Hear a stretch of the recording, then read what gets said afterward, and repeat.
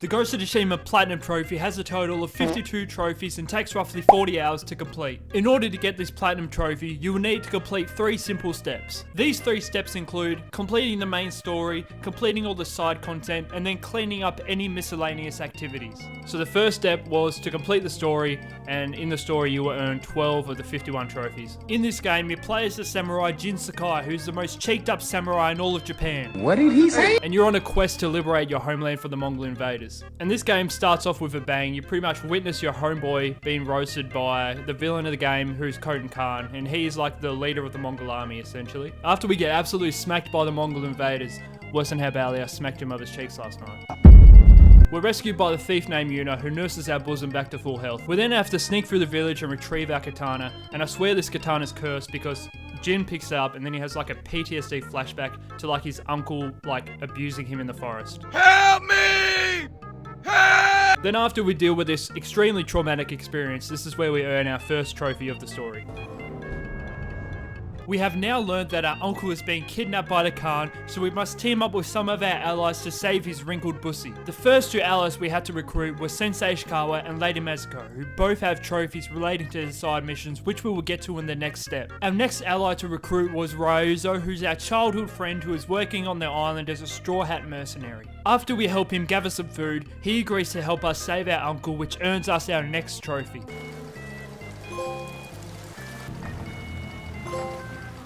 And lastly, our final ally to recruit was of course Yuna, who saved us earlier. Yuna does agree to help us save our uncle, but first we must rescue her brother Taka, who is being held captive by the Mongols. After we successfully rescue Taka, we earn our next trophy.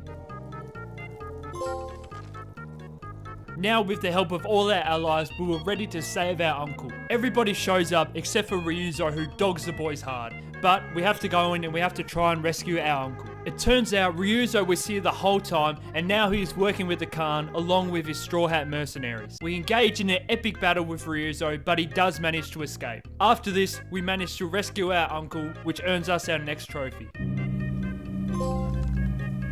Now with our uncle free, we were finally ready to retake the island once and for all. Our uncle instructs us to head to the nearby village of Yaokawa in order to recruit the remaining samurai. Once Jin arrives at Yaokawa, he must first help the villagers with an ongoing Mongol attack. Jin successfully fights off the Mongols from the village, which earns us our next trophy. It's done. Our next objective was to head back to Jin's old household, where he has to collect his father's samurai drip. And honestly, nothing says drip more than having a helmet with deer antlers, and with this new armor, we earn our next trophy. Now after a few losses in key battles, pretty much the Khan says enough is enough, and he kidnaps Tucker and I, and ties us up onto these poles. And honestly, the Khan's alter ego, Kinky Khan, really comes out here because he shows off his fetish, which is to pretty much cut off Tucker's head in front of my eyes. With Tucker now dead, we managed to get free of the pole, get our gear back, and we absolutely slaughter the rest of the Mongols in the camp to avenge our friend's death and to earn our next trophy. At this point in the story, Jin is mentally broken, so he wants to end the war right now. Jin tries to convince his uncle to let him sneak into the Mongol camp so he can poison their food and drink and kill them all. Our uncle must have like a PTSD flashback and he tries to abuse us again like he did in the forest that day. Jin then walks out and he sets off to go poison all the Mongols. Jin is successful in his mission to poison the Mongols, but an old friend arrives to try and stop us. I know that ain't who I think it is. We have one last battle with Ryuzo, killing him once and for all. Now with the Mongols dead, our uncle walks in and discovers what we've done and has us arrested for our crimes. I think he mostly wanted to arrest us though to stop us reporting his abuse. With this betrayal, Jin turns his back on the samurai and fully embraces his identity as the ghost, which earns us our next trophy. We're then sent to this samurai prison, but we do manage to escape, and then we head to the snowy north part of the map, which is the home stretch of the rest of the story, and then we earn another quick trophy. Now it's finally time to defeat the Khan once and for all. The Kinky Khan's trying to flee the island, so it's pretty much now or never. We then engage on an epic battle with the help of our friends and surprisingly our abusive uncle, who we convinced to help us because if he didn't, I would tell everyone about what he did to me in the forest that day. After an intense battle with the Khan, we cut off his head, finally ending his reign of terror, and we earn our next trophy. Now it was time for the final story trophy, Mono Nowhere. Our uncle invites us to the place where the abuse started all those years ago. But instead of abusing us, he decides he wants to kill us because we've been a naughty boy and we've been a bad samurai. After defeating our uncle, we choose to spare him and we walk away, which earns us our final story trophy. Now with the story done, we officially had 12 trophies out of the 52, so we still had a fair ways to go. So now we're going to move on to the second step of the grind, which was to complete all the side missions. Now there are 6 trophies that relate to completing side missions in this game. Basically, there are 4 side stories in the game that follow Sensei Ishikawa, Lady Mazuko, Yuna, and everyone's favourite big boy Norio. Now these side stories are actually very well written. My favourite personally being Norio's, which has a very dark and very gritty ending that I was actually pretty surprised by. Now you'll get 1 trophy for completing each of the 4 stories, so in total you get 4 trophies, 1 for each of the different characters, if that makes sense, I don't know.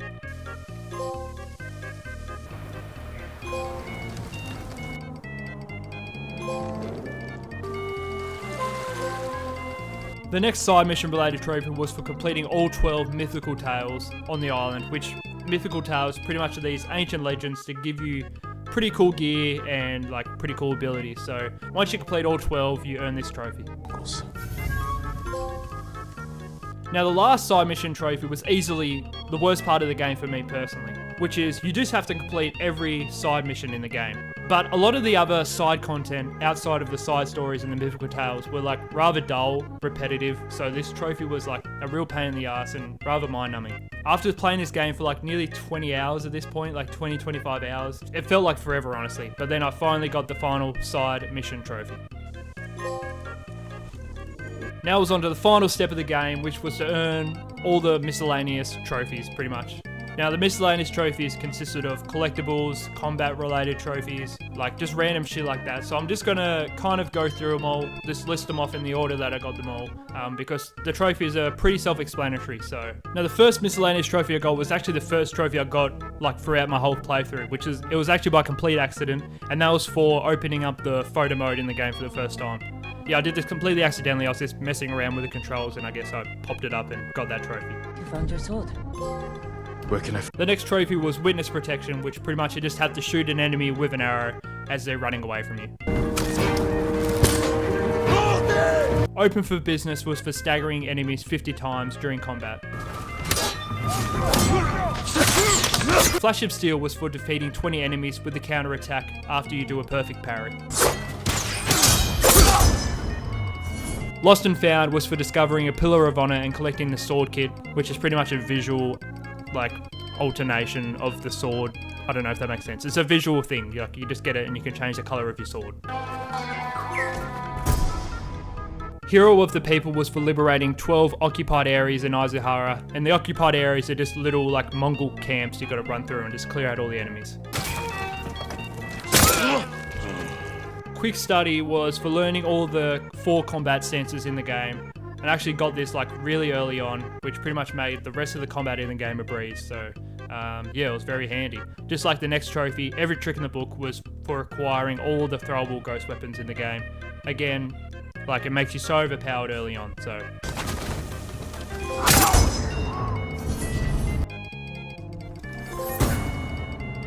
The trophy Slay was for acquiring 30 pieces of vanity gear, and vanity gears, like the sword kits, is just visual upgrades, and not upgrades, but like, you know, visual, what's it called, cosmetics? You know what I mean. A Charming Man was for equipping a charm in all 6 slots, and the charms are essentially little perks you can put on Jin to make him excel in certain areas of the game.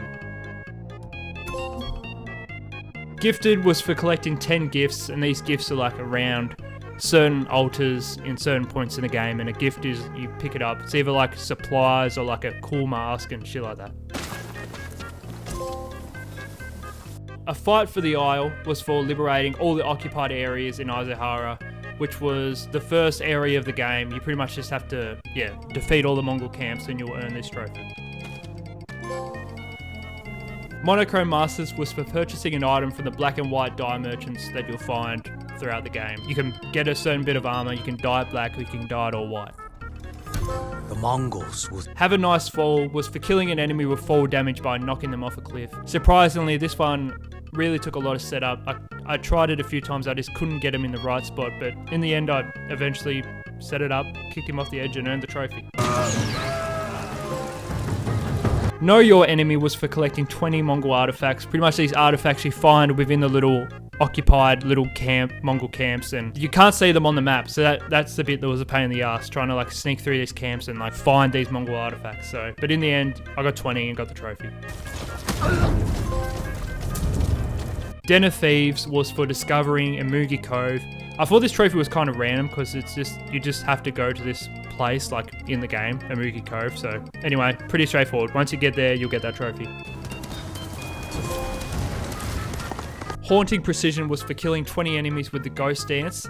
The Ghost Dance is like, if you kill enough enemies without getting hit, you'll enter this like emo rage and you can kill 3 people, and yeah. So if you kill 20 enemies in this stance, you'll earn this trophy. Dirge of the Fallen Forge, pretty much you have to play this absolute banger at Tucker's grave once you die. So the easiest way to do it is pretty much wait till the point in the story where Tucker dies and you're at his grave and just play the flute there and you'll get the trophy pretty easily.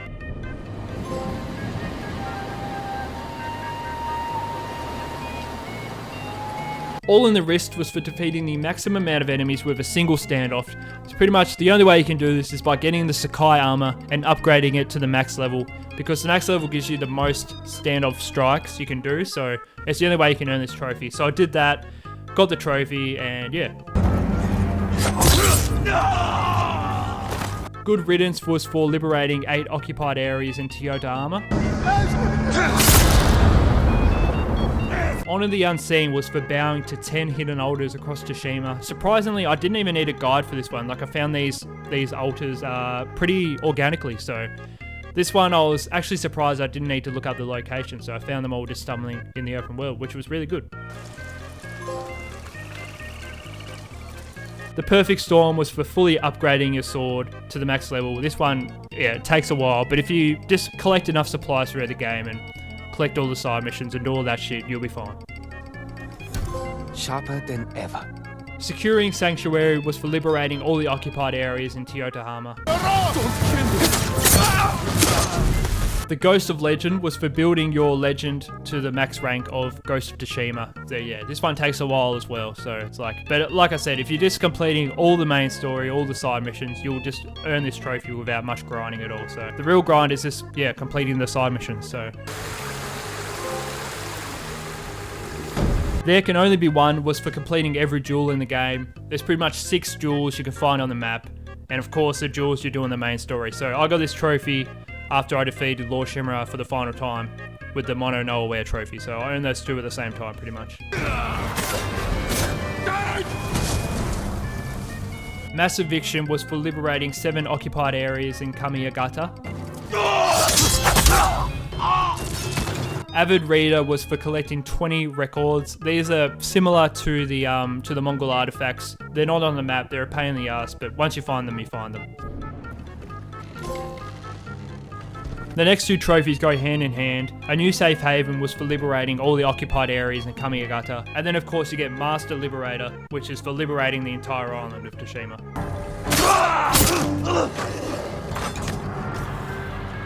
Favor of the Kami was for finding and honoring all the Shinto shrines in Tsushima. These shrines are like little puzzles, I guess, if you can call them that. Little like parkour routes you gotta take. And you get to the top of this thing and you bow and you get a little perk. So once you do all of those, you earn this trophy. Body, Mind, and Spirit was for completing all the Hot Springs, Haikus, Inari Shrines, and Bamboo Strikes. So this is pretty much 100% in the game at this point. So once you do all the Hot Springs, all the Haikus, all that shit, all the other shit on the map, you'll earn this trophy.